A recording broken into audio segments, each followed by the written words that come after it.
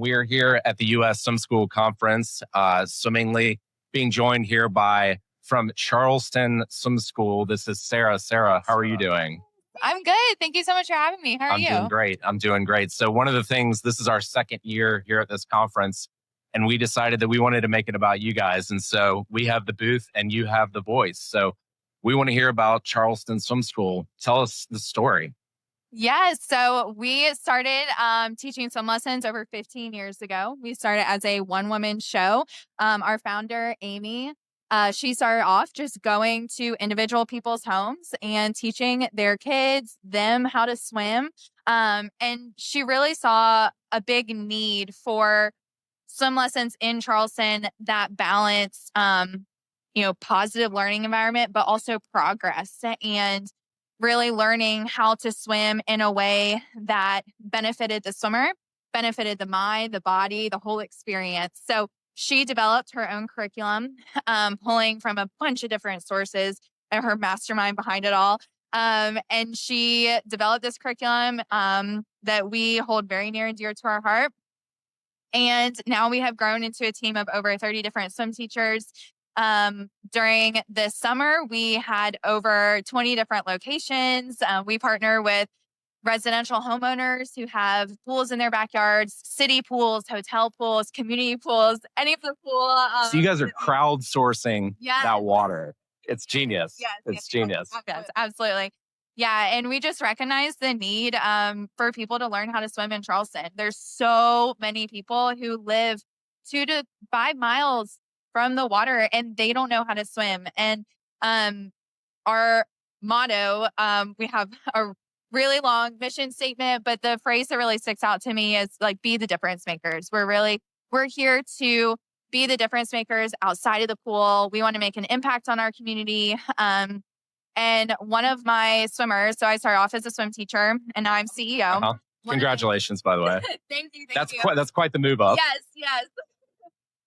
God really placed this job in my hands, and all the glory to him. He did all the things. So, but I had a swimmer who said, her parents said, we've seen her confidence grow outside of the water because of swim lessons. And so that really just made that connection for me. Like, we're here to be the difference makers. We're here to impact our swimmers' lives, whether that's from 2 months old or I had a 60-year-old who I taught how to swim. So, this summer we had, I believe the oldest swimmer that we had was 70 years old. So it's never too late to know how to swim. So I can hear it in your voice, like you're talking about the development of the person, not just the swimmer. In my opinion, and I think you might agree, what is learning to swim and advancing in swimming strike a chord that's deeper than just learning the skills itself? Well, knowing how to swim is a skill that everyone needs to know. And it gives you this confidence of when you approach a body of water, you don't have the fear around that. You know exactly how to handle it. And that can just bleed over into other situations. So whenever you're approached with a hard situation, you know how, like, you've overcome things before, you know how to overcome this, and you know that you will. You realize. Okay. I got to ask you one question I want to ask all swim school owners and operators. The curriculum, is it a never-ending evolving process, or do you feel like you have a handle on it at this point, or is it supposed to just constantly iterate and improve? Great question. So I find like a balance of both.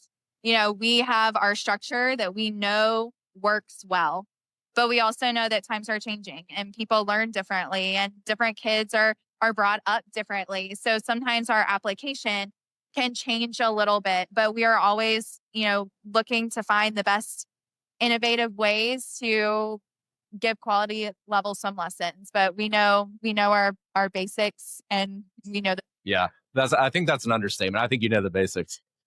Before my last question, where can people find you? Where can we find you on social media? What's the best place? Yeah, great question. So we are on Facebook and Instagram, Charleston Swim School.